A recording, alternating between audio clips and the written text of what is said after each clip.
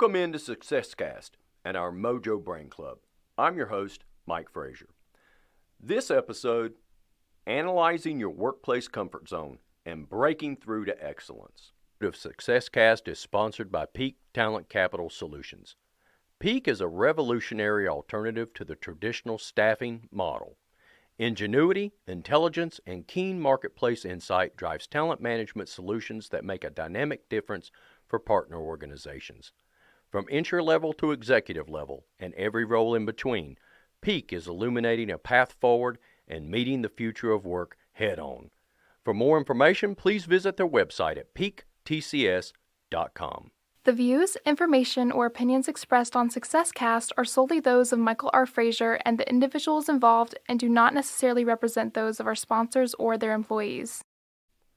The author Roy T. Bennett wrote, "Real change is difficult at the beginning, but gorgeous at the end. Change begins the moment you get the courage and step outside your comfort zone. Change begins at the end of your comfort zone." Instinctively, we like to feel comfortable, safe, confident, relaxed, and secure in our surroundings. Being comfortable is easy, whereas being uncomfortable is challenging. Many psychologists and social scientists believe that leaving your zone of comfort can enhance levels of focus and concentration. Alasdair White, the man who coined the term comfort zone, hypothesized that to achieve high performance, one must experience a certain amount of stress. The issue with being too comfortable is that we can get stuck. We end up plodding along doing the same old thing day after day because we're good at it. It's easy, and we don't ever have to experience the challenging thoughts and feelings that show up when we are uncomfortable. This safe but potentially stifling place is our comfort zone. A comfort zone can be described as a psychological state in which things feel familiar to a person and they are at ease and in control of their environment, experiencing low levels of anxiety and stress. Therefore, it can be assumed that by stepping out of one's comfort zone will raise anxiety and generate stress to a certain extent. Over a century ago, noted psychologist Robert Yerkes told of a behavioral space in which, to maximize performance, humans needed to reach stress levels that are slightly higher than normal. He called this space optimal anxiety, and optimal anxiety lies just outside of our comfort zone.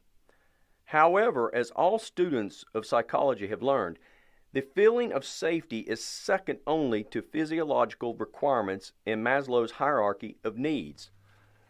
There's a reason most humans want to stay in the area of relative comfort and safety.